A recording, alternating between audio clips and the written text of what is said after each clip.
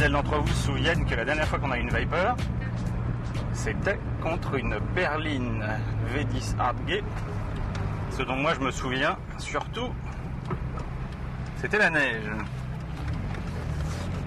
Donc on s'est dit que pour la prochaine Hardgate V10, à savoir un coupé série 3 H50, il serait plutôt judicieux de reprendre une Viper, parce qu'on n'en avait pas profité, et on n'a pas pu se rendre compte à l'époque comment ça se passait.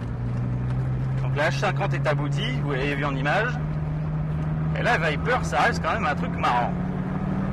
Ça fait un bruit de dingue, ça a une boîte de dingue, c'est une énorme barquette au gabarit démesuré, avec un V10 camionnesque, un pédalier décalé, le volant à droite, j'en passe, c'est des meilleurs, mais c'est ce qui fait son charme. Puis bien sûr, toujours cette sonorité démoniaque, puis cette capacité à reprendre. Et en 5e à 1500 tours, ça lui fait même pas peur. Et surtout, ça freine. Alors bien sûr, le SP, vous pouvez toujours courir. Anti-patinage, pareil.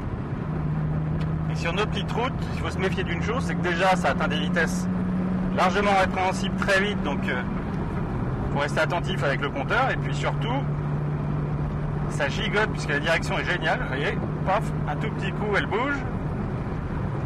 Elle est très directe. Donc quand on croise quelqu'un, il faut faire très attention. Et une Viper, vous vous en doutez, ça sert surtout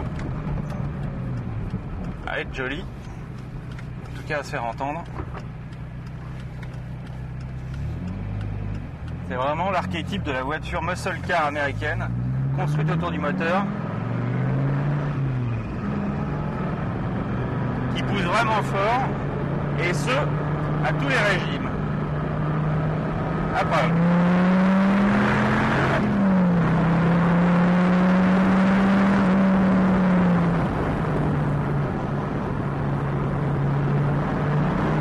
Ça tient vraiment fort en plus.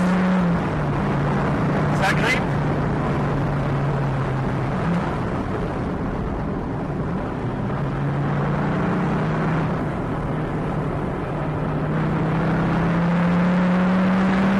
Très linéaire. Il y en a tout le temps à toutes les vitesses. Ça sert à rien de rétrograder.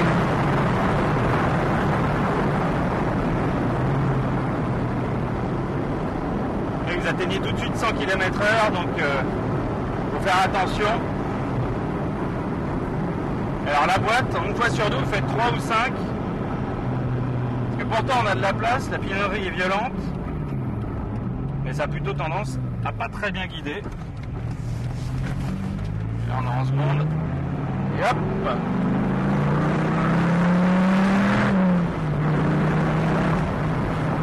Alors ce qui est assez marrant, c'est la course d'accélérateur aussi. Il est aussi démesurée que celle de l'embrayage.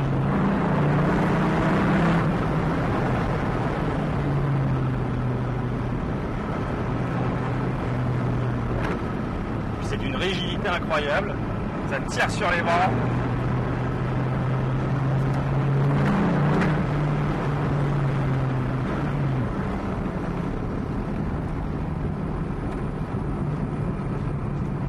C'est marrant parce que c'est vraiment une voiture à deux visages. En tirant dedans, c'est brutal, c'est viril, c'est violent.